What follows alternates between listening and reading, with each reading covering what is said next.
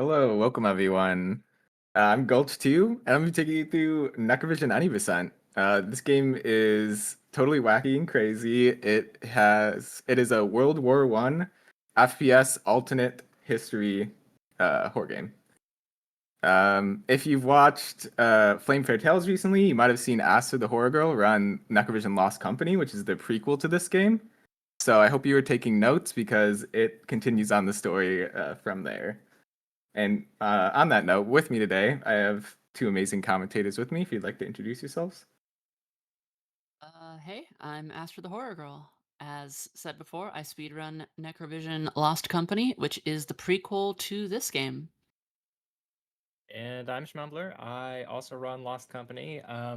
I dabbled with some of the routing with this game, but I have not actually done a run of it yet.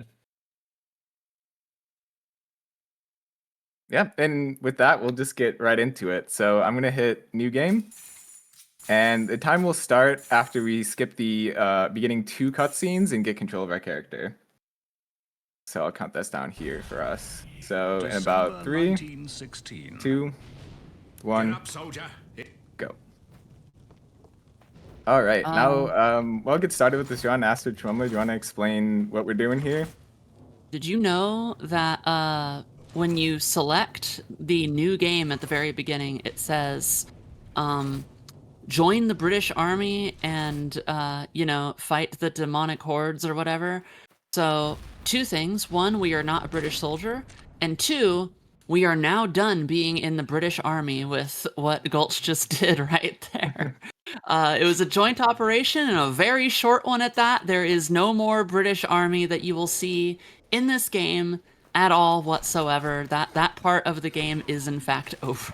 It's unbelievable. What you will see a lot of in this game, though, is what you saw a lot of in that first segment where Gulch was just launching himself across the map, and that's something that we call rifle jumping. And basically all that's happening is we lower the FPS cap just to make it a little more consistent because it is kind of frame perfect and the animation overlaps. But we're overlapping the sprint and the melee animations while we're jumping in order to just gain Was this an angel? extremely ridiculous amounts of height and distance. I guess not. Not only There is a allows us to quick take a view. direct route to the objectives and ends, but also just way faster than running in general. A little new reroute here for this game in this particular level. I just grabbed something that we call artifact, and it increases your fury level, which while you don't have the vampire glove, it only allows you to increase the amount of slow-mo meter that you have, because there's like a slow-mo mechanic similar to the Fear games in this, and you'll see that come into play when we get down to low HP. But the Fury meter is more important for when you get the Vampire Glove because it allows us to do a bunch of extra damage with a power-up that we get from that glove. So I just grabbed that artifact in order to increase the maximum Fury I can have at one time.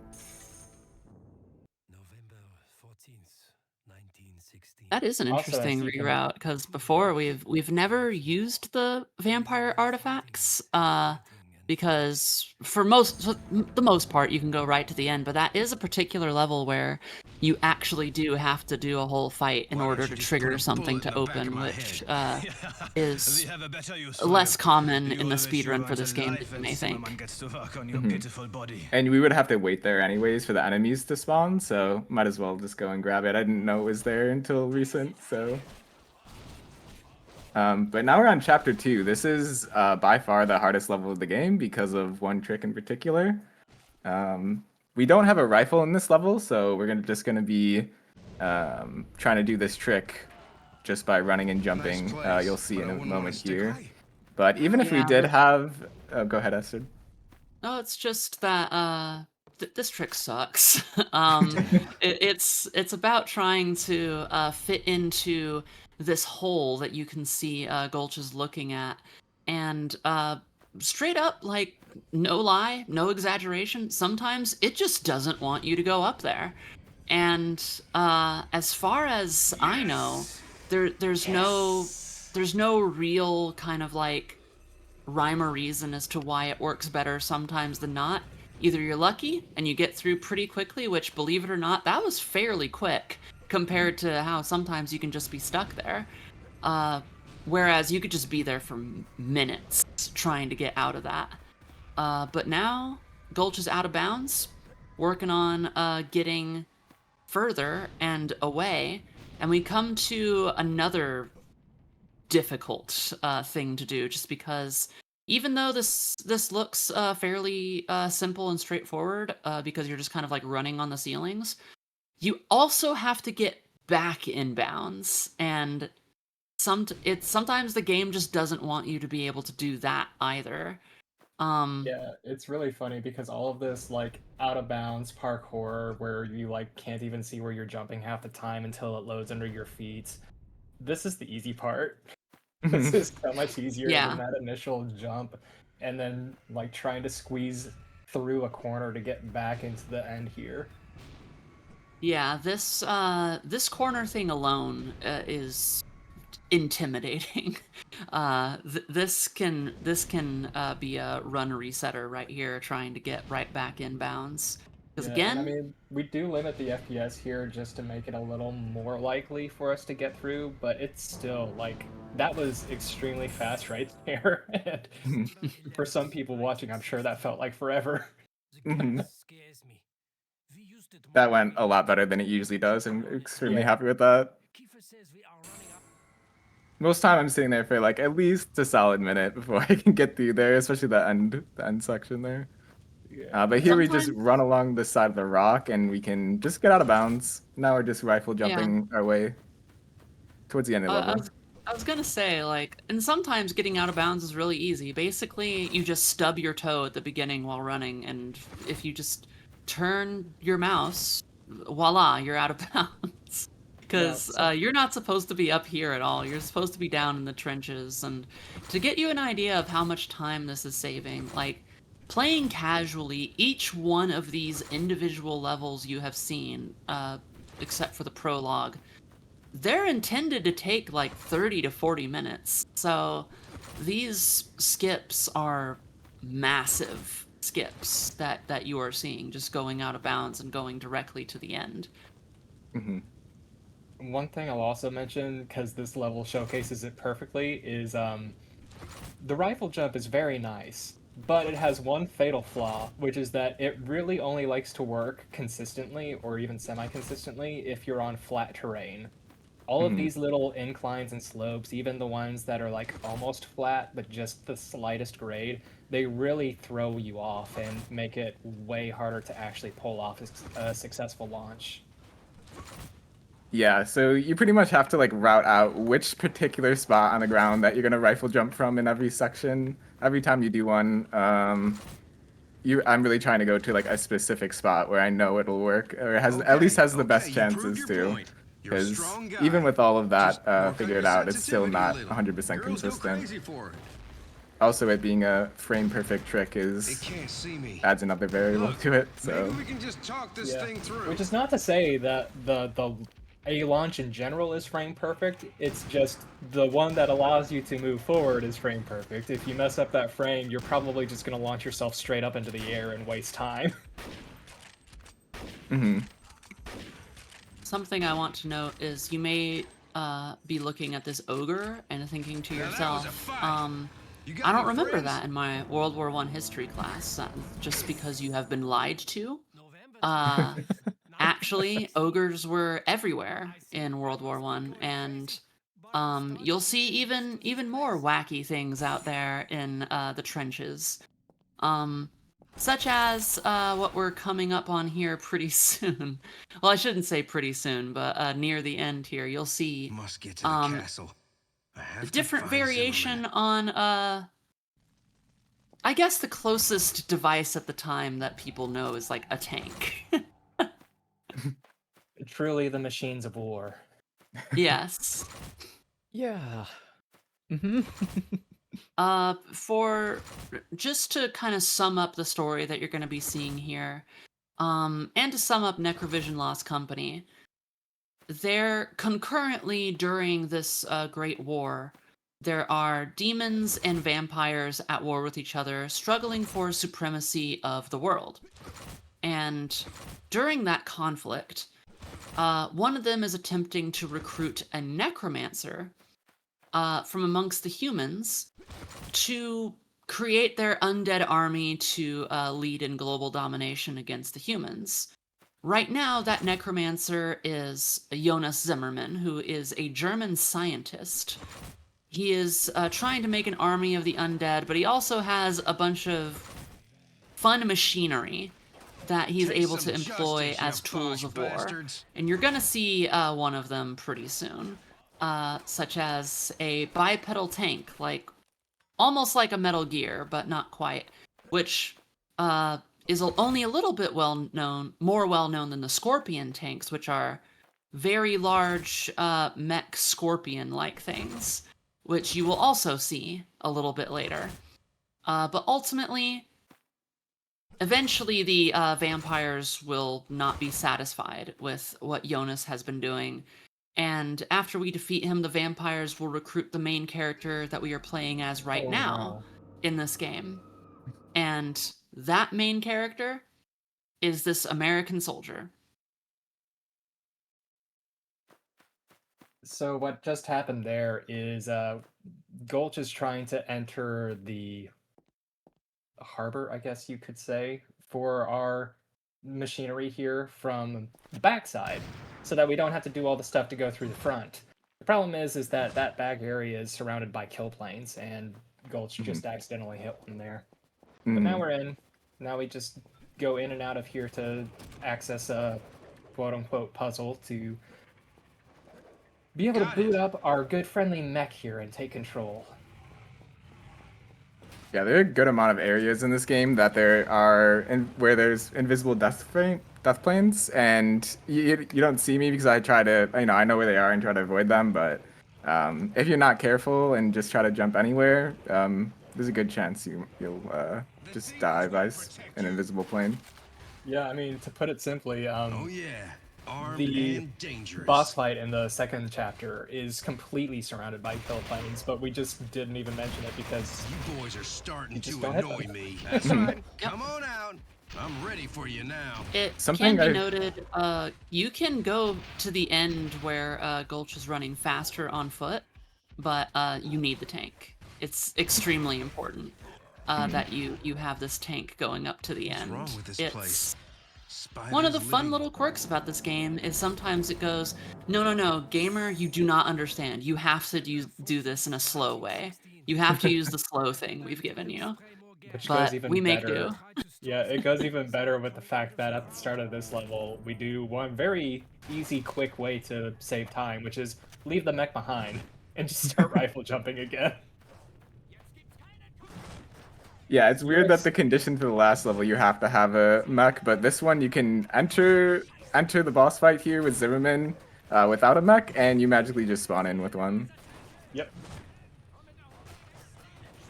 So this is the yeah. This is the main protagonist of the Lost Company. Yeah, and you might think, it's like, oh, so they made an entire video game about this villain that we're fighting in this tank right now, so must have been really significantly important. Are we already near the end of a game? No, not at all. This person who is about to die on basically the 6th chapter of this game is the one they decided to make an entire video game about as the prequel. It's pretty incredible. And I also want to point out, like, oh, was there any indication that this guy knows how to make these giant scorpion tanks in the prequel? No. Not at all. Maybe, not one bit. But you're getting smaller by the second. Yeah, of course. Just answering those questions you might have had. Yeah, I mean, really, the only machinery that you really get into in that game is an American tank. Yep. That was well done. Those shots were really good. Thank you. Yeah, the main idea of that boss fight is to destroy those pylons. There's 3 of them around the arena. Do a certain amount of damage, and I'll go to the center and try to recharge some health. But if you destroy those pylons quickly, you'll minimize the amount of health that it recharges. So. And that was the first phase. So now we get to face off against Zimmerman, just with a one-on-one gun battle. If he plays nice. Yeah. So this fight is very similar to, if you've seen A Lost Company, it's very similar to the twin fight that we have in the second last chapter of the game. So we got Zimmerman flying around here, throwing some fireballs at us with his vampire glove, and you ideally want him to come down just like that, so we can spray and pray on him. And I also want to make sure I don't do too much damage against him, because if I take down his health all the way before hitting the ground here, the game will crash. And now, oh, he actually came down right away. I was actually surprised by that. I was looking for him up in the sky because he never does that. But yeah, we just mow him down with the LMG that we picked up in the beginning, make quick work of him, and take his vampire glove. Greatest death scene ever. Completely silent.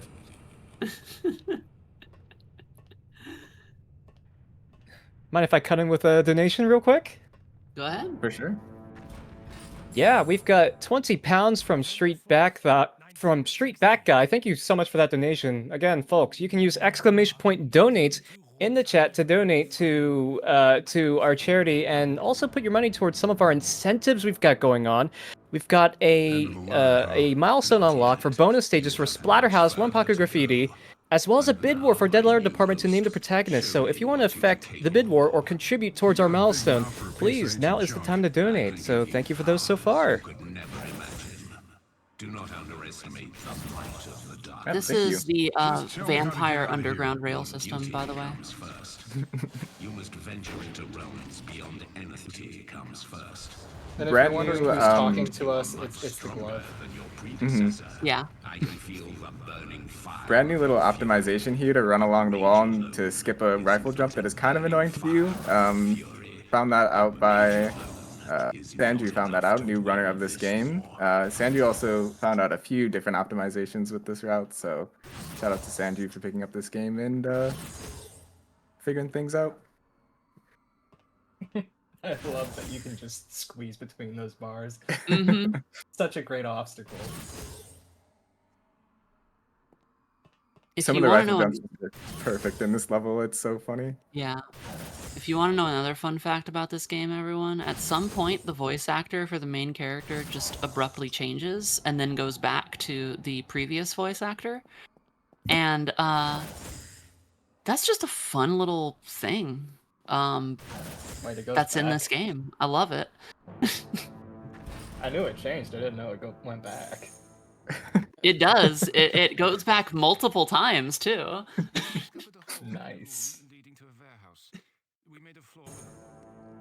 I also love that the notes are still being read by Zimmerman, even though we've literally not played as him this entire game, and he's dead now. Church or not, I get the feeling there'll be some kind of altar here that won't be leading me to heaven.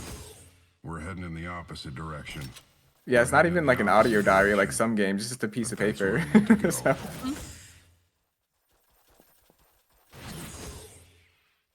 Oh. This jump is a little tricky. You need pretty much the max amount of height you can get from a rifle jump to squeeze past that. And here's another one of the really tricky jumps. There we go. You have a really small gap to you have a really small gap to one, land on the platform, and two, not hit the wall that you're looking at where you're trying to squeeze past. So that's really nice. I'm gonna get back in bounds here just by jumping out. And in this section, oh, go ahead, Esther. Just something extremely amusing to me is how many things have collision that you are not supposed to be able to get to, and how many things they went, well, we don't need collision there. The logic and where the collision is and where it isn't is hard to wrap my mind around. That's all. Yeah, it's pretty great, especially considering like some of the places that you wouldn't expect to have collision have different collision than what's in the game world. Because like some of the slopes just have this really weird physics property to them where they'll like try to push you off and there's no way to know whether it's going to slide you back down or if it's just going to launch you straight upward. but you like lose any ability to move side to side, and you just go where the wall wants you to go. Mm-hmm. This area here, we ideally want to hit as many rifle jumps as we can to avoid spawning in enemies. We're kind of just beelining it to a boss fight here. If you remember in the first level, we had like a mini introduction to a wizard, where we're killing those flying manta rays. Now we're gonna face off against that wizard enemy in here, but we also have all the other enemies. Since we're not taking our time to clear out enemies, we're just gonna try to fight this boss with all the other enemies chasing after us. And you'll see just in a second here how many enemies really start to pile up. They can block your shot, get in your face, and here it seems to go pretty smoothly. There's also an armor pickup I did that helps reduce the amount of damage you take. That was actually probably one of the best boss fights I've ever done. Yeah, that was really good. Yeah. 1916, day and month. The enemies played nice. I got in the coffin pretty easily. It was good. Day is either tedium or terror. What was it again? The dragon will take me on a ride to hell? I'm just about ready to believe that's no joke. So here we're going to spawn in some enemies. We want to melee 2 of them in order to power up our vampire glove. And we're going to go to low FPS and throw our fireball at this particular block so we can break it open. And that just skips us having to clear out all those enemies in order for that wall to break open. What? Are you getting all misty on me? And here is a crusher that we are intended to go turn off before proceeding through the level. But we can take advantage of the invincibility frames that you get from reaching a low health threshold. So once we hit this slowdown, we can start going into slow-mo. That's how we know that we've hit that threshold. So now we can just run through this crusher and make it on the other side. Just gonna hold right to hide for a second to recharge some health. Yes, the boss's name is Skeletor. That's not, you're not hallucinating that. That is the name of the boss. Just to point that real out. Close there. Yeah, I was really low health. I just rather didn't die. Honestly, the HP regeneration in both NecroVision games is just absurdly good. Mm-hmm. They do have health packs lying around, kind of like the Doom games, but we don't go out of way to pick them up or anything like that. You recharge health automatically, so most of the time you're fine. You can see like we've restored probably about 80% of our health just by existing. In Lost Company, it's really nice. You almost never like run the risk of actually dying, but this game is a little more a little more aggressive in that regard. I've actually never beaten NecroVision 1, honestly. Like NecroVision Lost Company, I've managed to like do playthroughs casually and actually complete the game. This one, no. It's so hard. It really takes the like painkiller approach of just throwing massive hordes of enemies at you. But you don't like you have a lot of firepower in this game, but you don't have painkiller firepower.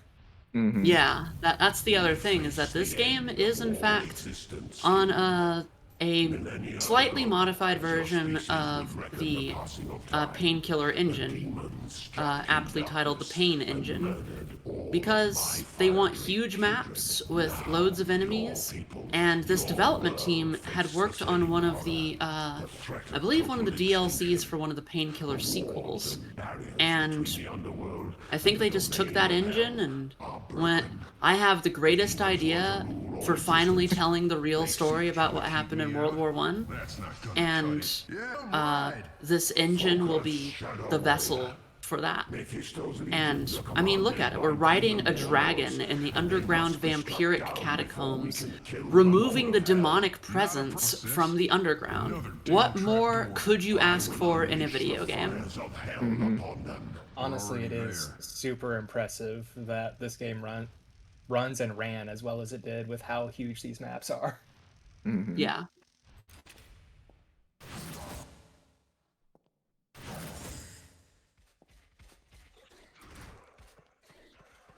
So here's this room also has a new optimization thanks to Sanju. So didn't know this, but if you just crouch here, kind of hug the corner, you take a lot less damage from these enemies behind you, which used to be a huge problem because when you get into slow-mo, when you get into low health, you can't really rifle jump at all. So I couldn't get over this ledge, so I'd just be sitting there kind of hiding, waiting for my health to recharge, but now it's super easy room, which used to be a huge pain point of the run. So Not to mention that, but speaking of the health regeneration mechanic that's in this game, the dragon doesn't really do that. So if you get on the dragon and you have low health, you have a chance of just being, SOL because the dragon's not going to give you your health back in the same way that just playing the game normally actually just gives you. You have to like get health pickups and such if you want to get your health back on the dragon. you have to kill the other red dragons as well. There are some blue dragons that we'll see in the next level, and those will give you fury upgrades. So your alternate fire, which for here I don't have enough to show it off, but it's just a little fireball that the dragon can spit. Does a little bit of extra damage.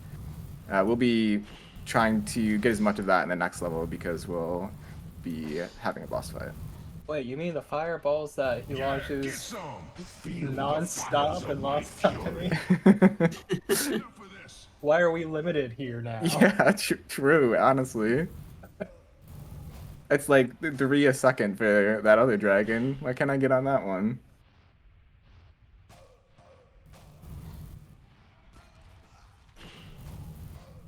Oh, you can try to stop me. Great, but you fantastic gotta do stuff. better than that.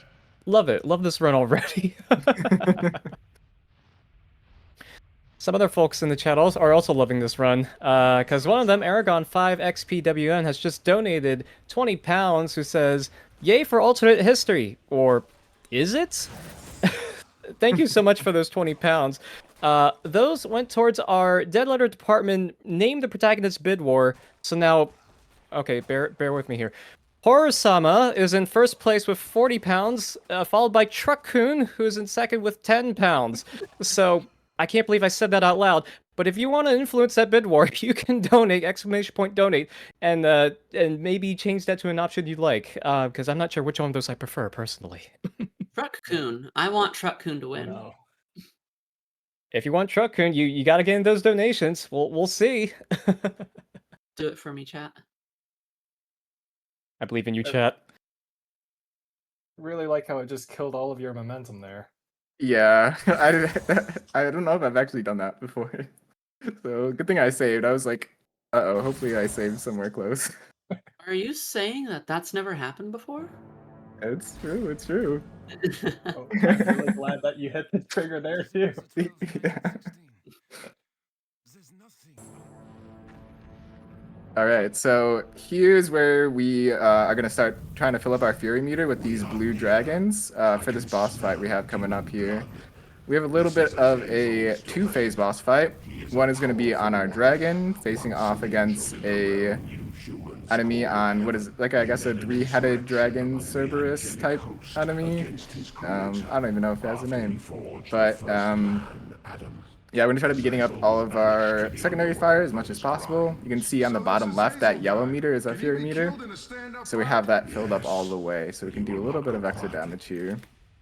I'm going to quick save here, and we're kind of looking for him to go in a specific spot. This looks like it might work. So he's going to be, what he's trying to do right now with this little electric shock is trying to push us back far enough so that he can do a different attack, but since we're not moving far enough out of his zone, he's going to keep on trying to do that and kind of just stuck in this animation. So we're just going to be holding left click and praying that these enemies don't kill us before we kill him, which looks like we're in a good spot here. Nice. Really good fight with Azazel there, but now there must be actual Azazel fight. Mm-hmm. And these Turns boss out the fights are dragon- dumb. Yeah, They're turns so out the dumb. dragon only holds him back. Yeah. And when I say these boss fights are dumb, it's because they are absurdly difficult. And you will know what I mean when we get to the final boss fight, but like there's no reason these bosses should be as hard as they are.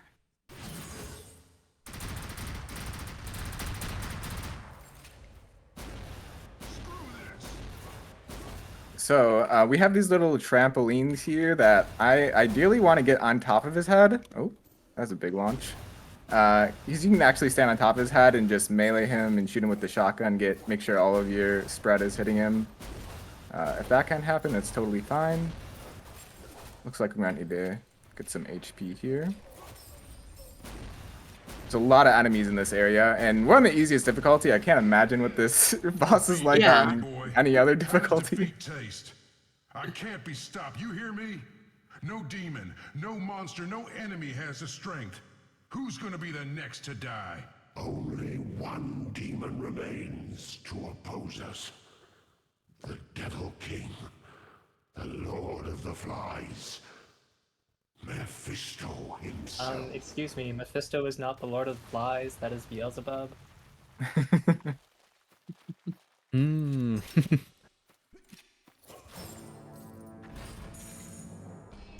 November 11th, 1916. I don't know. All right, so now we're all the way at the second last level of the game.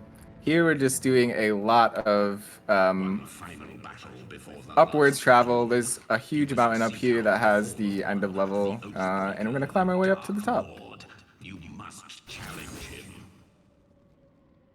This is an absurdly long level if you're just playing it casually. Yeah.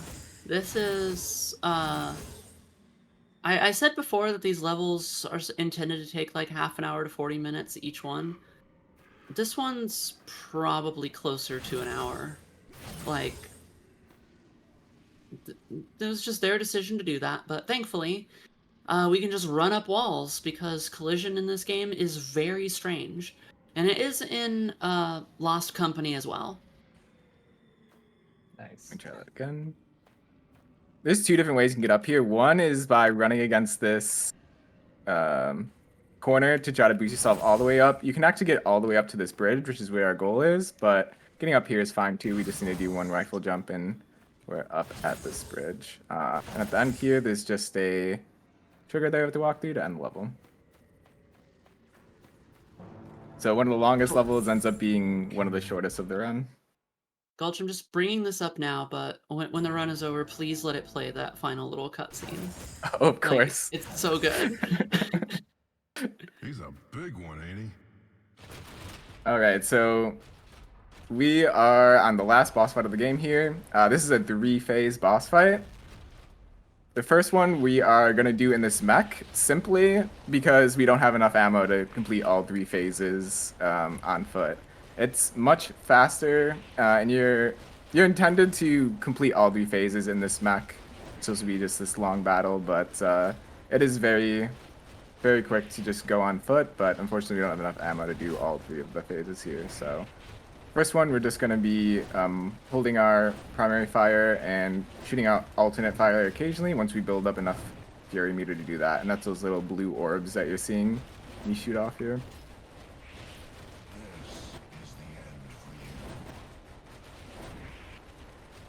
Turns out Mephisto has just an absolutely absurd amount of HP.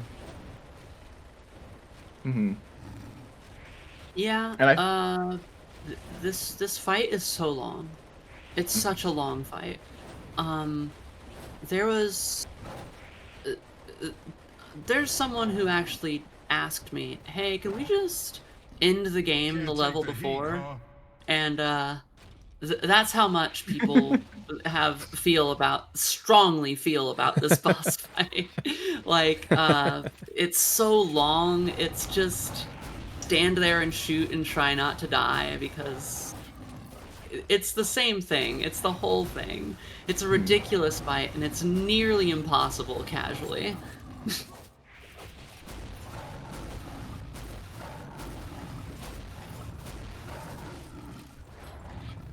Yeah, and I purposely have my, so there's a few different alternate fires you can do here with your Vampire Glove. I'm throwing the fireballs right now. It helps reduce the amount of damage you're taking because the enemies don't come and run into you, and the flaming manta rays explode when they hit you, so it does a lot of damage.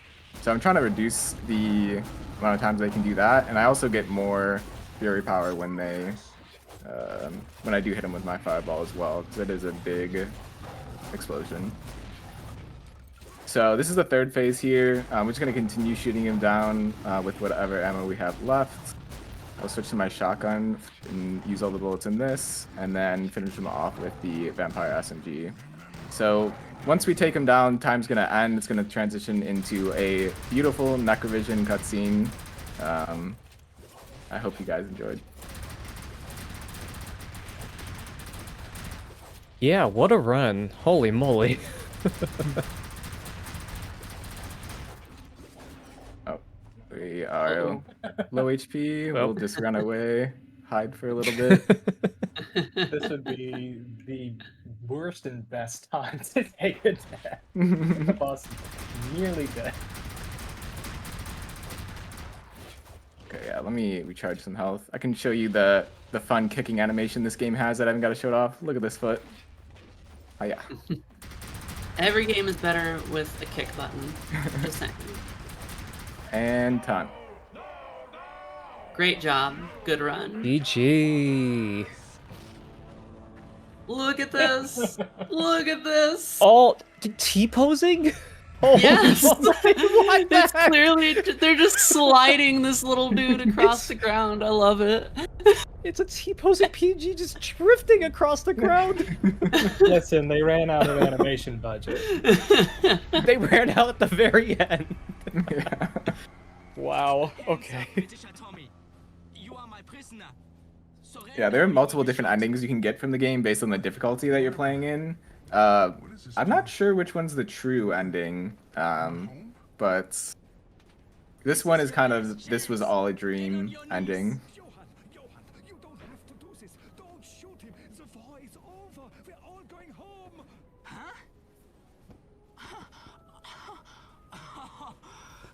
You don't know how But yeah, thank you everyone for watching.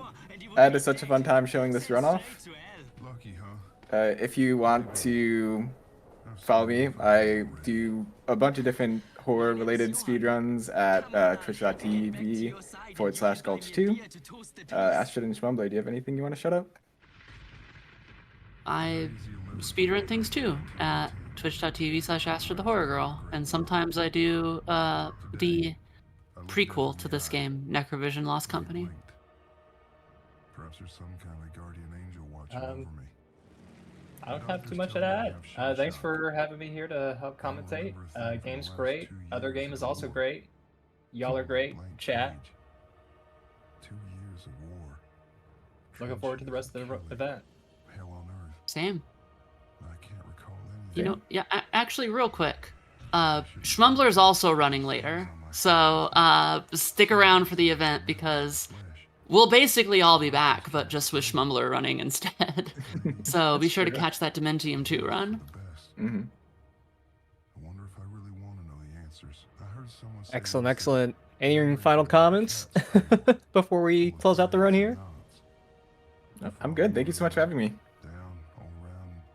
Yeah, thank you so much. Folks in chat, give it up one more time for Gulch, Astrid, and Schmumbler for this any% run of NecroVision. GG's, congrats on the run. Thank you